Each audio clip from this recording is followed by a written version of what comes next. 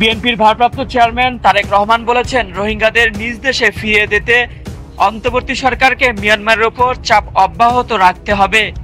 বিশ্ববাসীর কাছে পরিষ্কার বার্তা দিতে হবে, রোহিঙ্গার সমস্যা অত্যন্ত গুরুতর। তিনি আরও বলেন, বাংলাদেশের জনগণ তাদের সাধ্যমতো রোহিঙ্গাদের পাশে দাঁড়িয়েছে। এটি মানবতার একটি উজ্জ্বল দৃষ্টান্ত। তবে রোহিঙ্গাদের বর্তমান অবস্থা, তাদের নিয়ে বাংলাদেশ কি ধরনের সমস্যার মোকাবেলা করছে, মিয়ানমার কিভাবে তাদের বাস্তুচ্যুত করেছে, প্রত্যাবাসনের নামে মিয়ানমার কিভাবে বারবার কথার বরখেলাপ করছে ইত্যাদি বিষয়াদি বর্তমান সরকারকে বিশ্ববাসীর কাছে তুলে ধরতে হবে।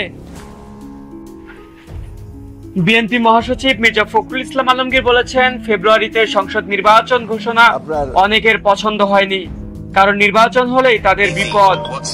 চীনের ক্ষমতাসীন কমিউনিস্ট পার্টির আমন্ত্রণে বিএনপির উচ্চ পর্যায়ের একটি প্রতিনিধি দল আগামী রোববার চীন সফরে যাচ্ছেন।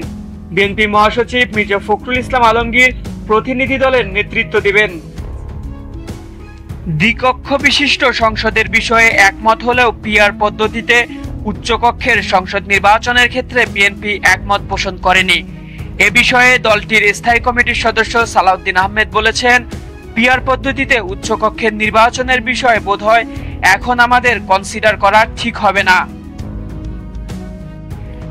কিছু দল অতীতের ত্রুটিপূর্ণ ক্ষমতা কাঠামোয় গিয়ে ম্যানিপুলেট করার কথা ভাবছে বলে অভিযোগ করেছেন জাতীয় নাগরিক পার্টি এনসিপির দক্ষিণাঞ্চলের মুখ্য সংগঠক হাসনাত আব্দুল্লাহ। আলোচনায় কিছু রাজনৈতিক দল পরিস্থিতি বোঝার চেষ্টা করছে না মন্তব্য করে হাসনাত আব্দুল্লাহ বলেন, অতীতে রাষ্ট্র কাঠামোয় ত্রুটি থাকার ফলে আমাদের এই পরিস্থিতিতে বসতে হচ্ছে। অতীতের কাঠামো সঠিক থাকলে গণ অভ্যুত্থান হতো না। কাজেই যারা আলোচনায় অনড় অবস্থা ধরে রাখতে চান, তারা পরিস্থিতি আমলে নিচ্ছে না।